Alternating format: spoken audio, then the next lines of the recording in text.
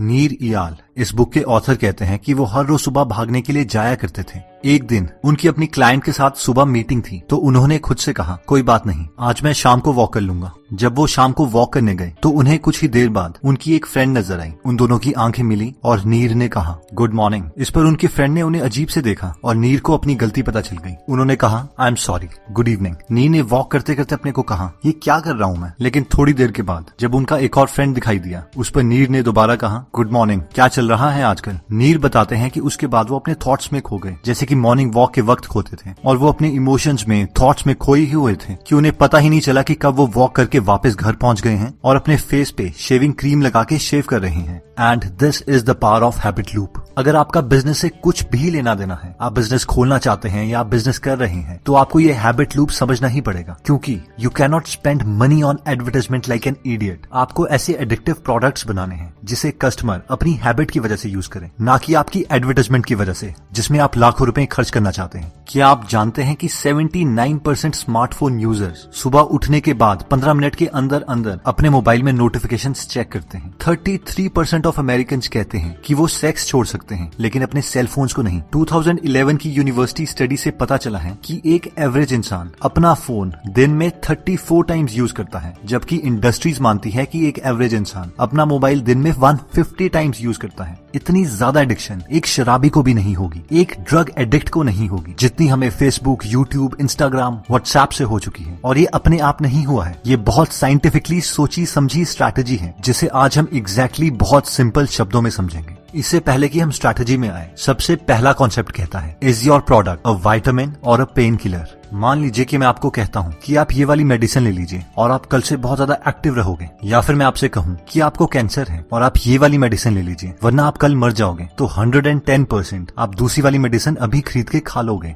ये कॉन्सेप्ट भी यही कहता है कि विटामिन बाजार में नहीं बिकते, यानी कोई चीज जो आपकी लाइफ को इम्प्रूव कर सकती है उससे लोग ज्यादा मोटिवेट नहीं होते, बल्कि ऐसे प्रोडक्ट से मोटिवेट होते हैं जो आपकी पेन को, आपके अकेलेपन को, आपके दुख को कम कर सके। इसीलिए आपका प्रोडक्ट हमेशा एक पेन किलर होना चाहिए, ना कि एक विटामिन। अगर मैं आपसे पूछूं कि गूगल, फेसबुक, ट्विटर, यूट्यूब ये क्या है, विटामिन या पेन किलर? ऑब्वियसली जब ये स्टार्ट हुए थे उस वक्त ये सारे के सारे विटामिन थे, क्योंकि जब ये प्रोडक्ट दुनिया में थे ही नहीं तब किसी को भी अपना स्टेटस फेसबुक में अपलोड नहीं करना था। जैसे ही ये प्रोडक्ट मार्केट में आए हम सबको लगा चलो यार ये एक एक्स्ट्रा फीचर है, जब फ्री हुआ करेंगे तो यूज कर लेंगे। लेकिन अब ये पेन किलर्स बन चुके हैं। अब जैसे ही अकेला महसूस कर रहे होते हैं, आपके साथ कोई नहीं है, तो आपके कॉन्शियस थॉट से पहले आप फेसबुक खोल चुके होते हैं। अगर आपके दिमाग में क्वेश्चन है तो ऑटोमेटिकली आप गूगल पर होंगे। अगर आप बोर हो रहे हैं तो आप यूट्यूब, ट्विटर या इंस्टाग्राम खोल चुके हैं। तो ये सारी $1 बिलियन कंपनीज बनी कैसे? इन्होंने 4 स्टेप स्ट्रैटेजी यूज करी थी। उस स्ट्रैटेजी का सबसे पहला स्टेप आता है ट्रिगर।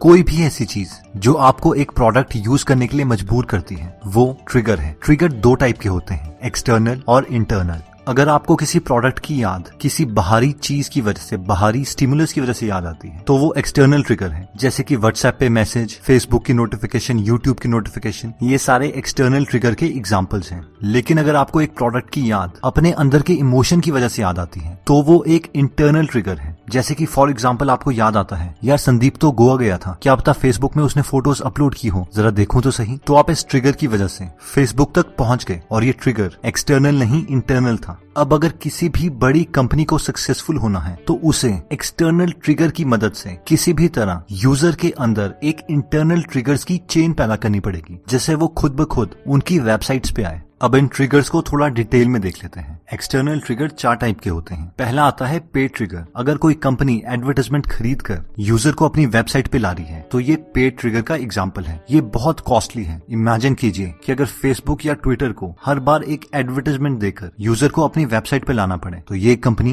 ब्रोक हो जाएगी। इसीलिए ये कंपनीज सिर्फ स्टार्टिंग में यूजर को साइन अप करवाने के लिए पैसे खर्चती हैं और उसके बाद बाकी ट्रिगर्स का इस्तेमाल होता है। सेकंड आता है अर्न्ड ट्रिगर्स। अगर कंपनी हमेशा फेमस रहती है, लाइमलाइट में रहती है, तो उसे अर्न्ड ट्रिगर्स मिलते हैं, जैसे कि प्रेस में उस कंपनी की कवरेज, जिसकी वजह से लोगों को उसकी वेबसाइट के बारे में पता चलता है और वो खुद ब खुद उस वेबसाइट में आ जाते हैं। थर्ड आता है रिलेशनशिप ट्रिगर। अगर कोई आदमी प्रोडक्ट यूज करके अपने फ्रेंड या फैमिली मेंबर को उस प्रोडक्ट में ले आता है तो ये एक रिलेशनशिप ट्रिगर है। नेक्स्ट आता है है ओन्ड ट्रिगर्स, यानी ऐसे ट्रिगर्स जो कंपनी अपने कस्टमर को कभी भी भेज सकती है, जैसे कि ईमेल, न्यूज़लेटर या फिर ऐप की नोटिफिकेशन। किसी भी कंपनी के सबसे कम पैसे खर्च होते हैं और एक्सटर्नल ट्रिगर में ये सबसे बेस्ट है। इंटरनल ट्रिगर में आता है कि आपको ये आइडेंटिफाई करना पड़ेगा कि आपका प्रोडक्ट यूजर की कौन सी प्रॉब्लम सॉल्व कर रहा है, और जब आपको लगता है कि आपका यूजर उस प्रॉब्लम से जूझ रहा है, उस वक्त आपको उसे एक्सटर्नल ट्रिगर देने पड़ेंगे। स्ट्रैटेजी का सेकंड पार्ट आता है action.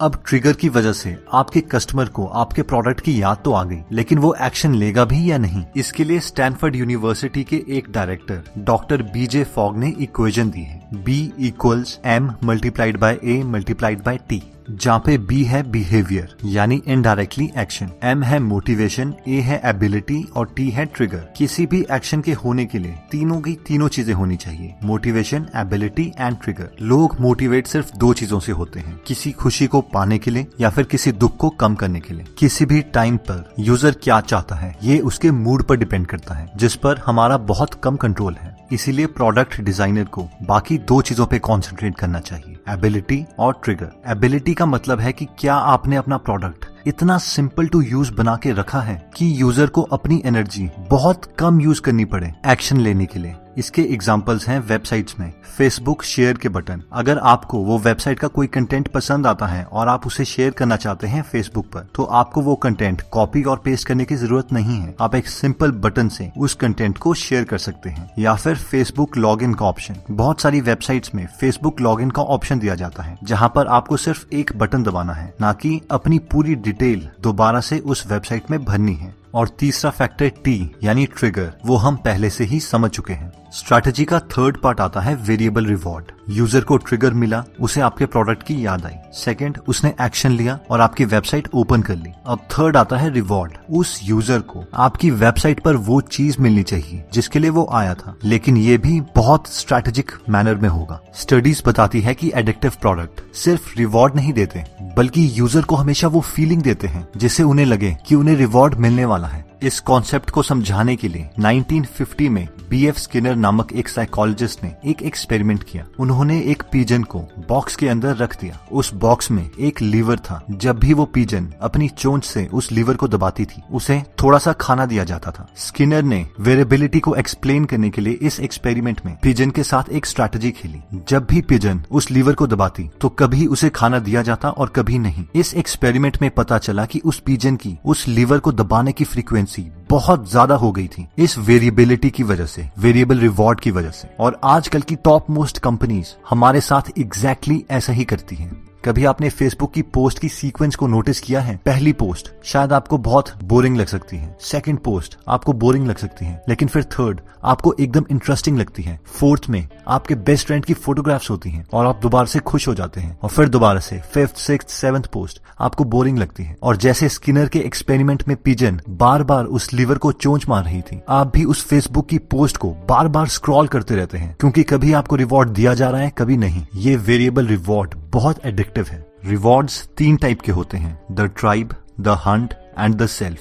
Rewards of the tribe कहता है कि कोई भी इंसान अपने सोशल सर्कल में, अपनी ट्राइब में सिग्निफिकेंट लगना चाहता है, इंपॉर्टेंट लगना चाहता है, अट्रैक्टिव लगना चाहता है, और इसका फायदा कंपनीज पूरा उठाती हैं। हमें इंपॉर्टेंस की फीलिंग देने के लिए फेसबुक में लाइक्स के बटन इन्वेंट किए गए। ज्यादा लाइक्स का मतलब है ज्यादा लोग हमें पसंद करते हैं, हमें इंपॉर्टेंट मानते हैं, और कई लोग इस फीलिंग को पाने के लिए अपनी फैमिली मेंबर्स की आईडी खोल के खुद की फोटो को लाइक करते हैं। और जितना ज्यादा आपको ये रिवॉर्ड मिलता है, आपके लिए ये प्रोडक्ट उतना ही एडिक्टिव हो जाता है। नेक्स्ट आता है रिवॉर्ड ऑफ द हंट। ये कॉन्सेप्ट कहता है कि ह्यूमन माइंड को हर बार नई चीजें चाहिए, कुछ ऐसी चीज जो उन्हें पहले ना पता हो। हमारे ब्रेन को मिस्ट्रीज बहुत पसंद है, रहस्य बहुत पसंद है, और इसीलिए ये कंपनीज भी हमें रिवॉर्ड मिस्ट्रीज के फॉर्म में देती हैं। जब भी आप किसी के साथ व्हाट्सएप में चैट कर रहे होते हो, उसमें छोटे से वर्ड्स लिखे आते हैं, टाइपिंग। आपको क्या लगता है व्हाट्सएप वालों ने इसे क्यों इंक्लूड किया? क्योंकि उन्हें पता है कि मिस्ट्री कितनी एडिक्टिव है। अगर आप व्हाट्सएप पर किसी के साथ इंपॉर्टेंट कन्वर्सेशन में हो और उसमें टाइपिंग लिखा आ जाता है, तो आप खाना छोड़ सकते हो, पानी छोड़ सकते हो, लेकिन उस मोबाइल को नहीं छोड़ सकते। और मान लीजिए कि आपकी गर्लफ्रेंड से लड़ाई हो जाती है और व्हाट्सएप में पहले टाइपिंग लिखा आता है और उसके बाद आपको कोई मैसेज नहीं आता, तो आप बिल्कुल बेचैन हो जाओगे,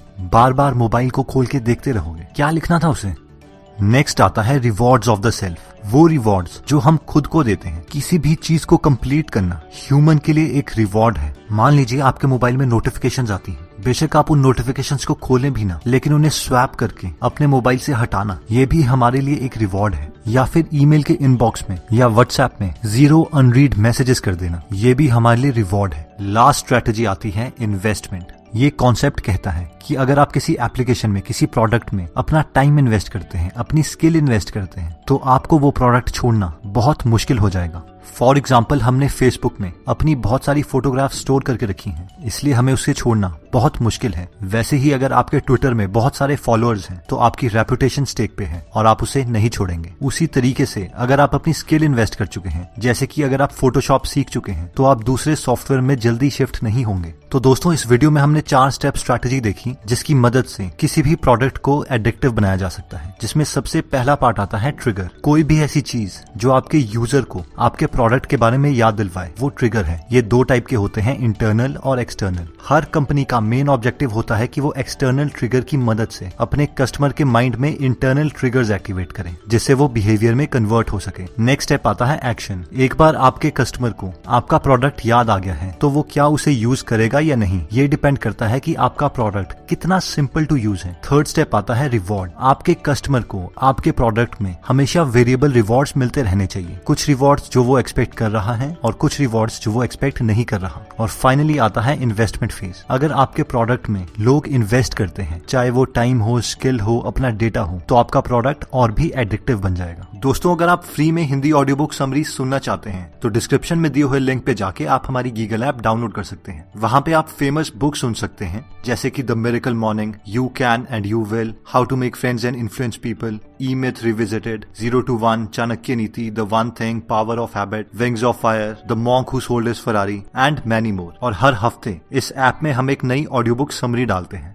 दोस्तों, कमेंट सेक्शन में आप बता सकते हैं कि आप नेक्स्ट वीडियो किस टॉपिक पर चाहते हैं, ताकि हमें भी फीडबैक मिले और उसी टॉपिक्स को हम कवर करें। इस चैनल को जरूर सब्सक्राइब कर लीजिए और बेल का बटन दबा दीजिए, ताकि आप ऐसी नॉलेजेबल वीडियोस कभी मिस ना करें। और इस वीडियो को लाइक जरूर कीजिएगा ताकि हमारा कॉन्फिडेंस बढ़े।